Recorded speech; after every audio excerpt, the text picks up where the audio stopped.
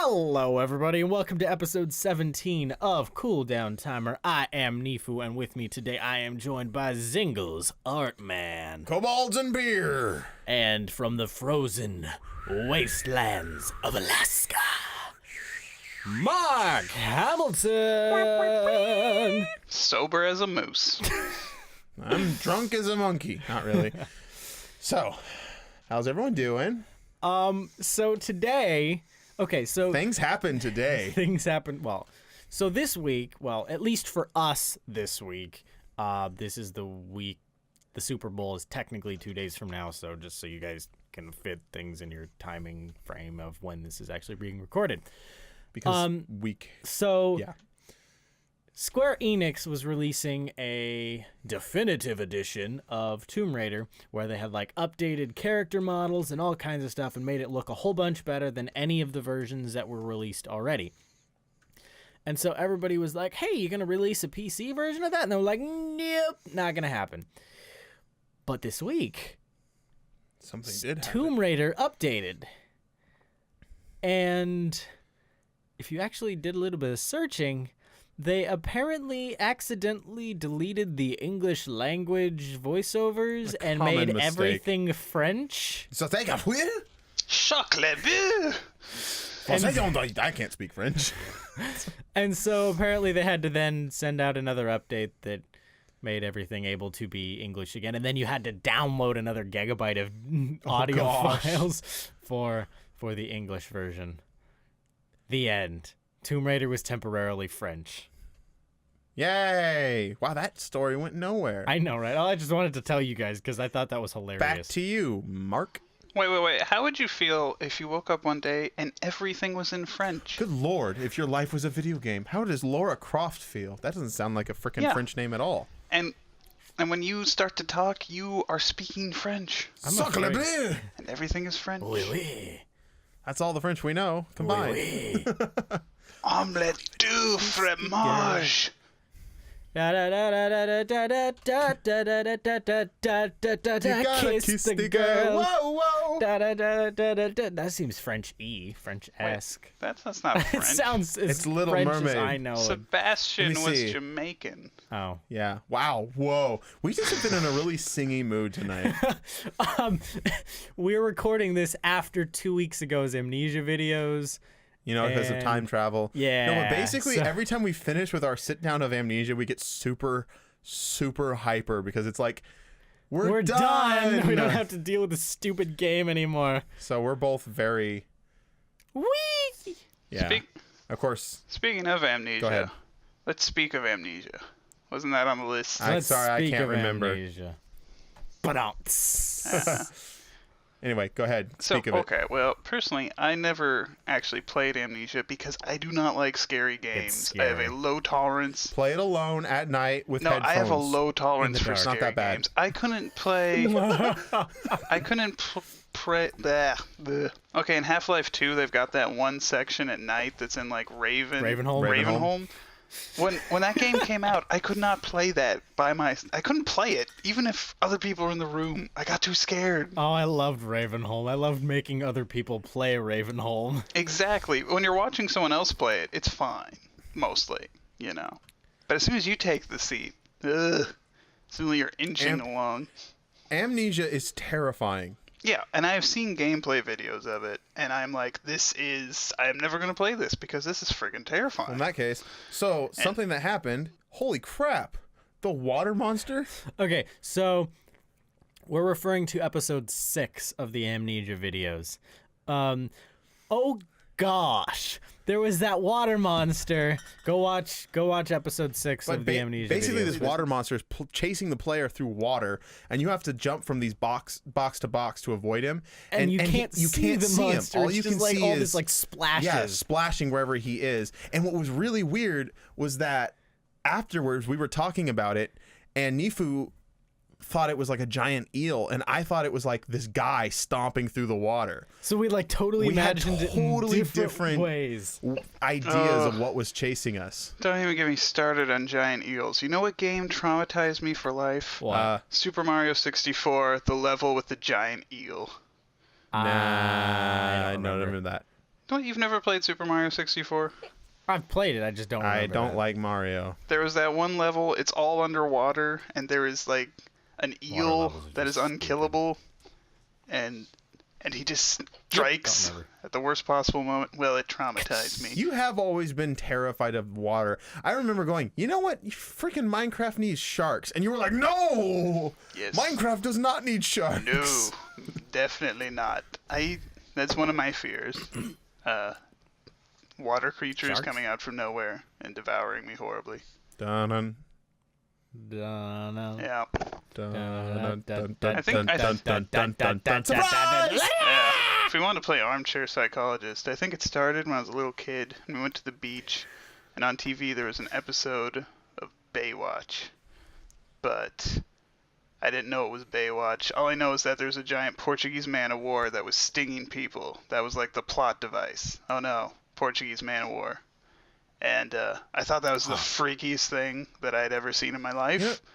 And You've got some weird I found out it was stories real. from you when you were a kid. Yeah, I found out Oh, gosh. Portuguese Man of War is very real, and I was afraid to go swimming in the pool that day.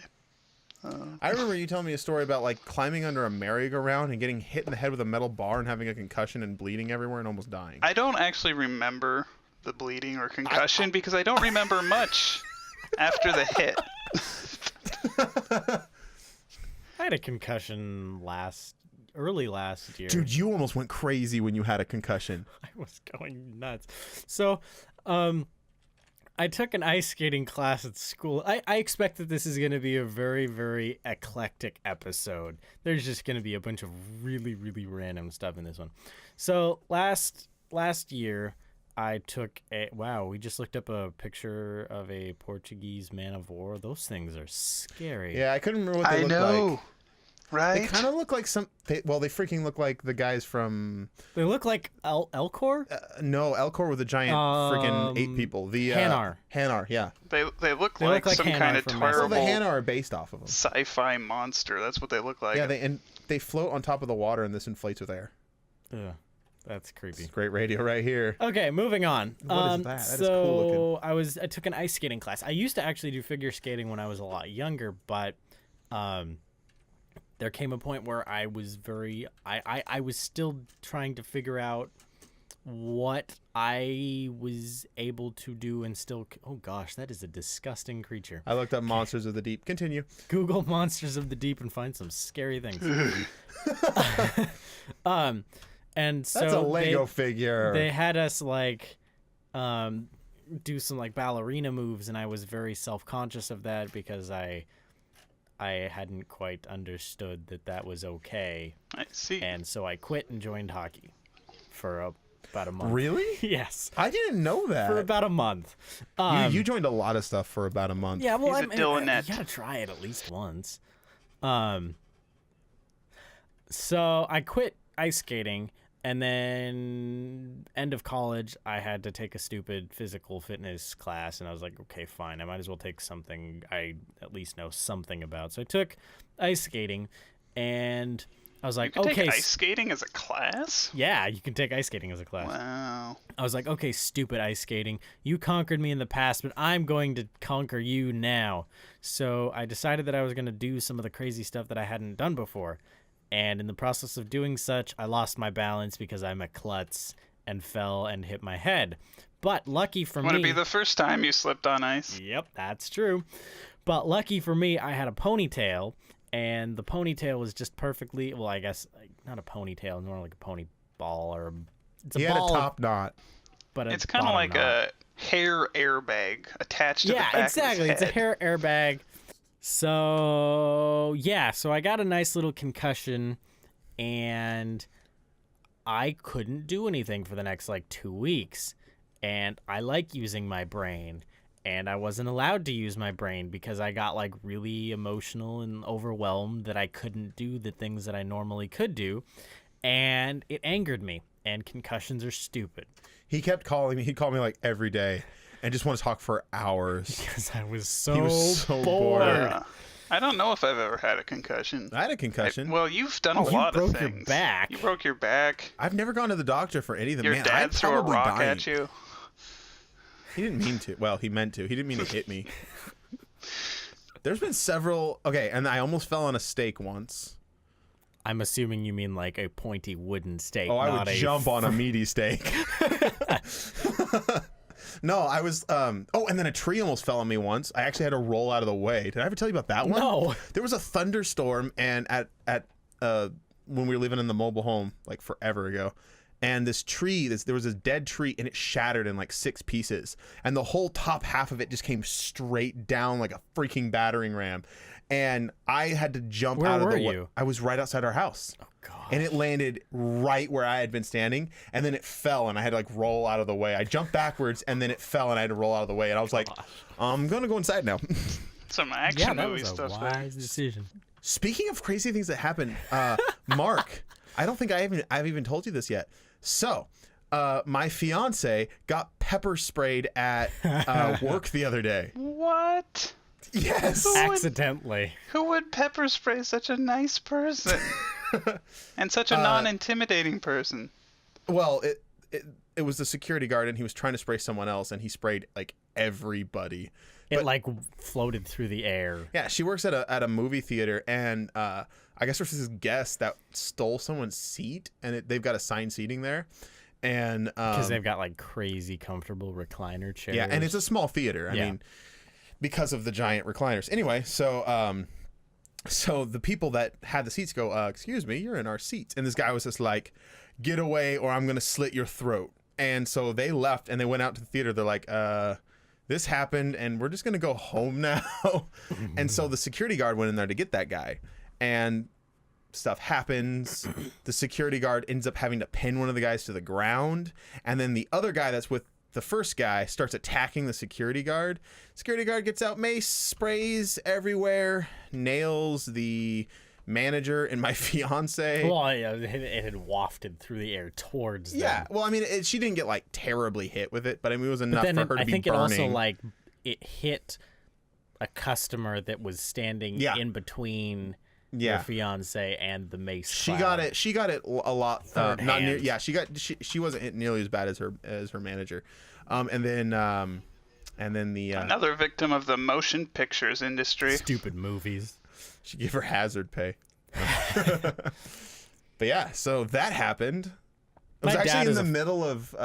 Was it right after we recorded last week? It was yeah. She came home. She came over she came home right after we were done recorded last recording, and she was just standing there with this big kind of grin on I her got face. maced. She was there. like, I got maced, and I was like, what? I freaking got maced, and I was like, I Okay. don't get it. Like, what's going on? And she was like smiling, like she was like, I thought you could talk about it on the podcast. In entirely unrelated news, my father is a firefighter and regularly trains for hazardous material terrorist attacks on airports and whatnot in Seattle. The end. Cool.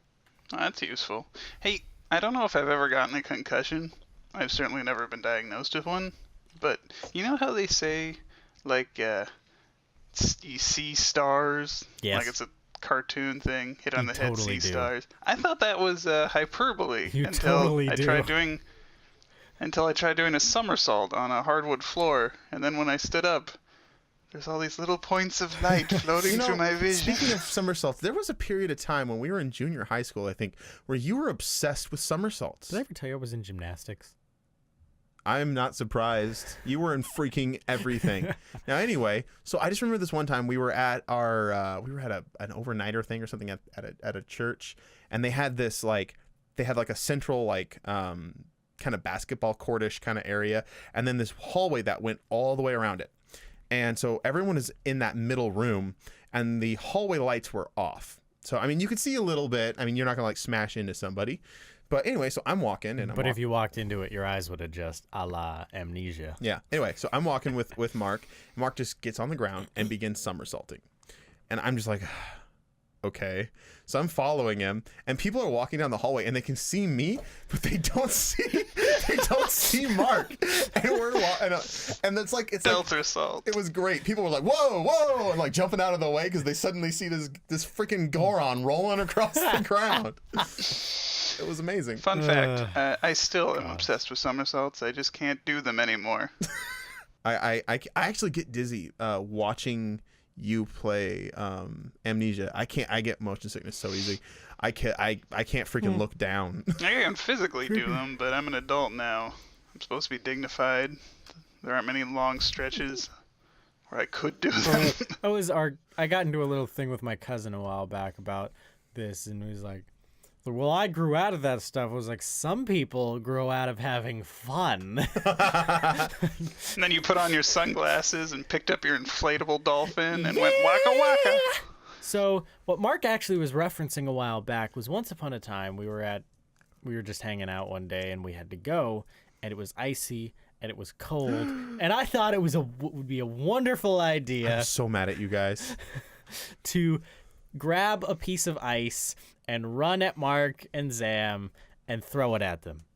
But believe it or not, in the trio, I was oftentimes the level-headed one. You'd seen too much, Zam. You had trees falling on you. You had seen war. I had fallen off roofs and had my face busted open with rocks. So I thought it was a good idea to just run screaming at Mark and Zam and just throwing this big thing of ice. But this piece of ice was easily a foot across. And it was about the size of my head. No, I might remember it bigger. But I remember it being about shoulder. It was pretty big. That's huge. It was huge. I was going. If you hit someone with that, you're gonna kill him. And so I went. And I locked myself in the car. And I was like, "See you, Mark. Sorry." and then I was. I just walked to the car. Trying to throw it, and then I slipped and fell and hit my head. Just about the same exact way that I hit my head when I was ice skating, except for I didn't have a ponytail. And then the ice fell on you. I don't remember the ice falling on me. I remember that. I don't remember. Because it was like adding insult to injury kind of thing. You slipped, fell, and then it fell on top of you. Yeah, I don't remember that at all. Then I felt really nauseous for the rest of the next, half an hour. I thought that was so strange. You fell down, and then you felt nauseous. No, dude, when I get cold and when I get, when I hit my head, I get nauseous. When I get cold, I get nauseous. Being a kid was so weird. What? Well, okay. I mean, like he was just saying, I didn't understand because you fell down and then felt nauseous. Like, when you're a kid, though, you don't understand and you think weird things like that. Like, now that makes sense. Yeah, it's kind of funny. If you're in a place that's really cold for a long time, your internal temperature changes. But every now and then my internal thermometer throws up its hands and says, I quit. And then I say, I am friggin' cold. And I bundle up under a bunch of blankets. Well, I guess you are in the frozen wastelands of Alaska. I think that even goes true here in Washington when it's, it's been pretty chilly out. Like this today, it was just really cold in the house and I was pretty okay. And then all of a sudden I sat down and I was on the computer and I just started shaking like crazy. And I was like, holy crap, I think I'm cold. This is what cold feels like. Mark wrote a blog post on blog post on sub-zero temperatures or whatever, right? Yeah. Sub-zero. Go check it out. The page nebula.wordpress.com. It's kind of funny because I've learned to be able to tell when it's around 0 degrees or lower. By the hardness of your nipples? No, it's because your snot starts to freeze inside of your nostrils. What? Oh, I hate that. I've never experienced it's a very that. particular feeling. You start breathing through your nose and suddenly something's not... You know that feeling when your tongue sticks to something? No? Like ice? Yeah. No? Boy. It's like your snot sticking to your nostrils. It's terrible. That was my least favorite part when I was working at the camp. That was my least favorite part about going into the walk-in freezer. Yeah. That always happened to me in there. I didn't mind the cold. I don't know what you guys are talking about. Well, it's a good thing, Neefu. Yes, I've been cold, but not that cold. It's a good thing, Neefu. If you were ever that cold, you would start throwing up, and then you would die. Dehydration. Panini. Yeah, all right. So, 2 weeks back at this point, but, whatever. EVE Online, because we enjoy talking about EVE Online on this podcast. Once every year, as we've talked about. Yeah, it has to be, yeah. There was what is considered the biggest battle in online video game history. It took place on EVE Online 2 weeks ago, a couple weeks back. There were a total of over 7,000 players who participated in the battle, and a total of $300 to $330,000 of real-world dollars worth of ships that were destroyed in the battle. It took place over 21 hours over the 27th and the 28th of January, and they're erecting a monument based off of it. What were they fighting over? Okay. So It's a wonderful story. It's a wonderful story. It wasn't bloodshed. They were clones. They don't matter. So it took place in Nullsec. I'm going to nerd out here for a second. In EVE Online, some of the more central systems have NPC police forces called... What? We can actually cut this down a lot. It took place in a place with no security. Yeah, it took place in a place with no security. That's what Nullsec is. And in Nullsec, you can... do what you like? Individual corporations can take control of various space stations, planets, things like that, systems. And so one organization, I think actually it was like a coalition or whatever, which is like a whatever. Moving on. A coalition had this system, and they forgot to pay a bill, or the bill pay didn't go through, or something. But the money didn't go through for them to be able to actually stay there.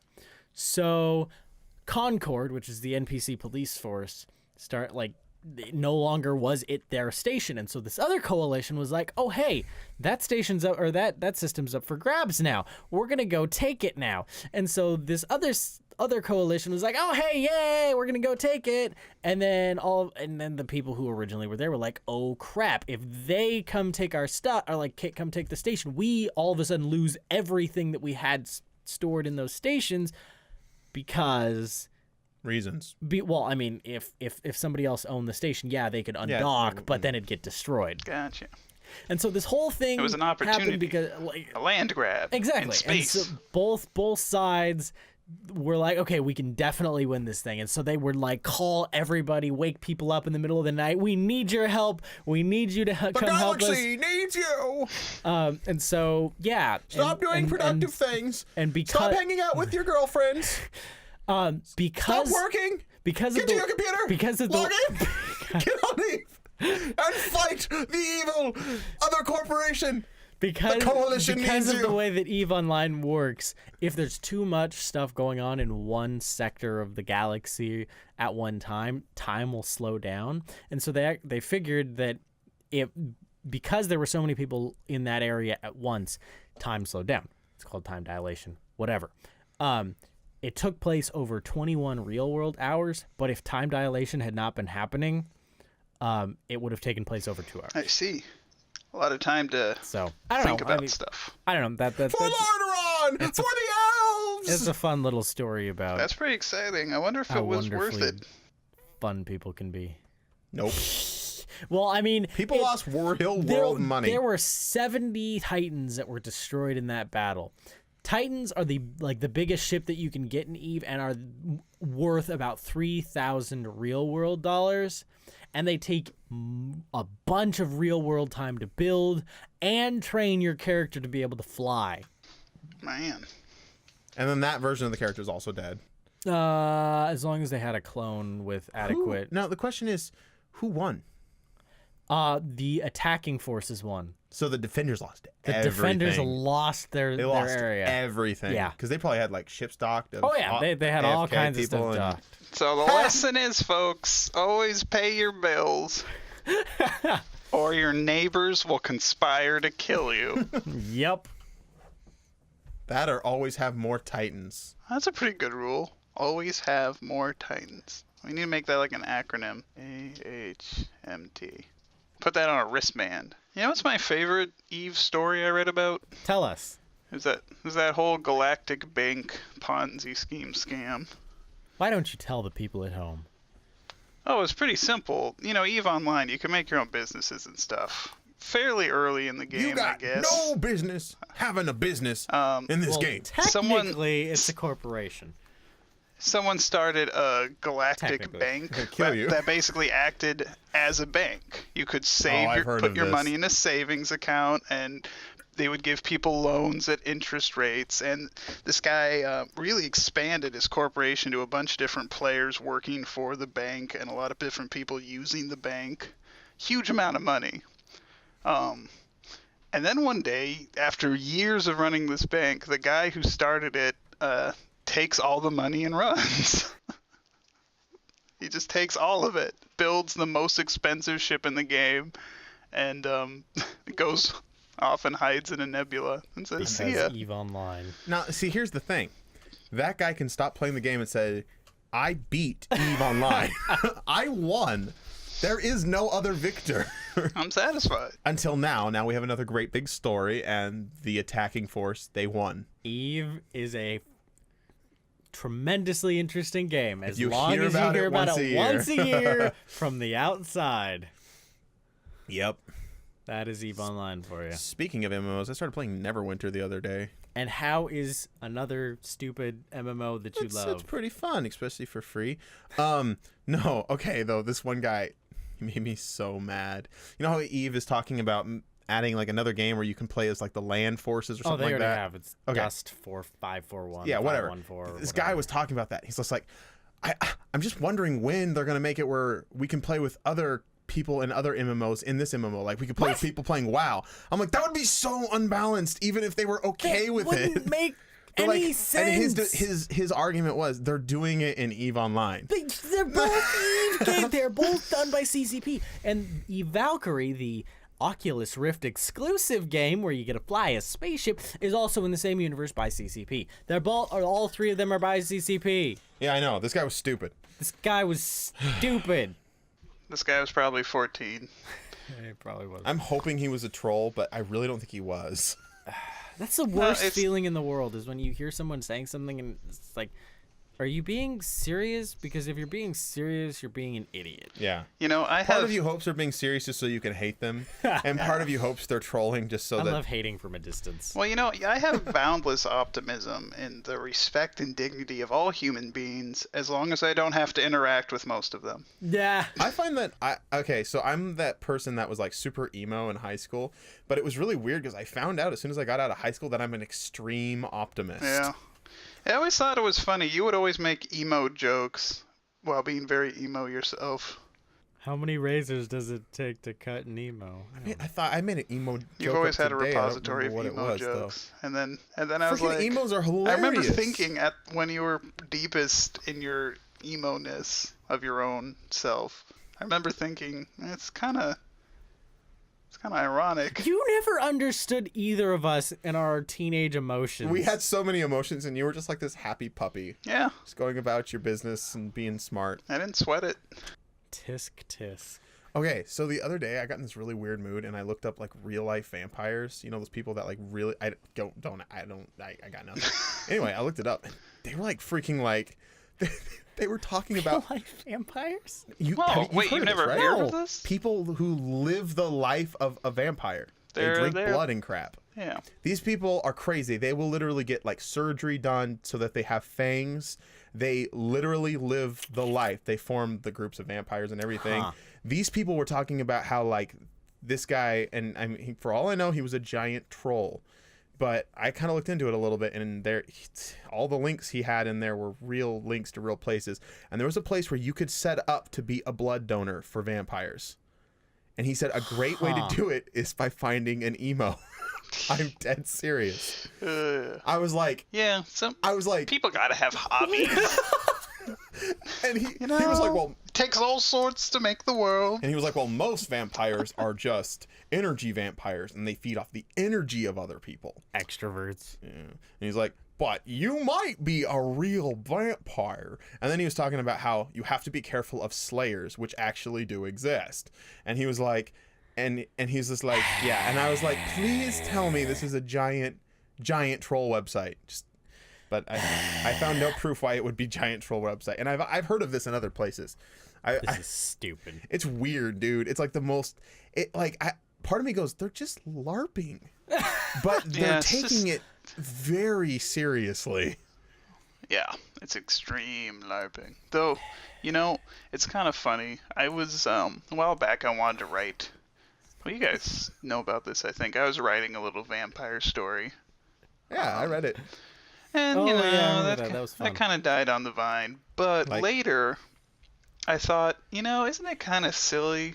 All these vampire books and movies and stuff, it's always like vampires are a secret society, and they've got all these rules to keep themselves secret. Stop tying my because- headphones! I'm not tying it. I'm crocheting. Stop it! Um, Stop it! because Seriously, there are no break my vampires. freaking headphones. It's crochet. Uncrochet my headphones! Yes, this is frightening. Sorry, keep going. Creatures of the night, indeed. Anyway, and I thought, you know what? If I ever write another story about vampires, I'm just gonna make it in a world where vampires are real, and figure out how history would have developed around that fact. That's kind of cool. Not like, oh, what? Vampires were real the whole time? But instead, you're a freaking vampire. Okay, what did they teach us in school about vampires? All right, go for the heart. I love that, and like, none of this like sparkling in the well, no, sunlight but or. this has actually bothered me too. Like in the last 10 years, maybe 20 years, every freaking young adult book that has come out has been, oh, there's a secret society of some mythological creature that nobody knows about. Yeah, and I tried to write that for vampires, and it doesn't make much sense. Like if they were really real, we would know about them. You know? Yeah. There'd be be evidence. There would be at least more legends. And I just had a I mean, there would be at least like the freaking Bigfoot amount of people out there going, vampires are real, guys. Yeah, My dad thinks Bigfoot exists. Most of my family does too. One of my uncles swears he saw it when he was hunting. I think he saw an illusion brought on by alcohol, Russian vodka, poisoned by Chernobyl. Well, you know what? Dude, Chernobyl is weird. Like, I have looked up a lot of stuff about Chernobyl recently. Like, you can... I don't know, man. That, like, the whole place is just... that's all I gotta say. By the way... Well put, Neefu. If anyone can figure out what my quote was from, then props, because it's a great movie. I wasn't paying I have attention. no idea what it was from. It's a Bill Murray movie. But, anyway... What were you about to say, Mark, before we severely... I was going to say... you. I was just going to say that fiddling. my wife sometimes butt heads with me on this because I'm like... I don't know... I'm completely Sasquatch agnostic, you know? I have no problem if it turns out they're real. I have no problem if it doesn't. My wife is very much an Bigfootist. She is a Sasquatch. I got this amazing picture of like... very particular. I do not care if they are real. And then like a shot later, just you being dangled upside down. It's like, he now cares that they're real. That's not a Sasquatch. That's a Wampa? It's a Star Wars thing. That'd Yes. be funny if someone was like, come on, guys, Sasquatch are not real. Wampas, on the other hand. Wampa. Watch out for giant fozzies. Well, on that Wampalicious note, that brings us to the end of episode... whatever episode this is. Oh, Cool Down Timer. I am Zingallsartman. You can find me on... No, I... What? You were just going with it. I was wondering if you would be able to do the outro in your state. And nope, first turtle falling on your face. I am not Zingallsartman, but you can find Zingallsartman on Facebook and Twitter at Zingallsartman. I am Neefu, and you can find me on Twitter and Facebook I'm a real boy. at Straight Up Neefu and on YouTube at Neefu. And then you can find Mark Hamilton here at the page nebula.wordpress.com. Question of the week. Do you believe in Bigfoot or Wampas? Bigfoot or Wampas. Or other things like that? Don't forget to subscribe to the Cool Down Timer podcast YouTube channel, where we've been posting a bunch of entertaining videos of us screaming our heads off because we are scared to death. Because things are trying to tear our heads off. Trying to tear our heads off in Amnesia. Yeah. And I don't know. What else is there? There's other stuff Email there. Go check us, it out. Contact us at cooldowntimer.com. You You can find us on iTunes and Stitcher. Send us questions or any topics you want to have discussed. Yeah. And we'll probably get off subject very fast. But, stuff. Yeah, whatever, anyway, dude. See you next week. Yep. Bye-bye now.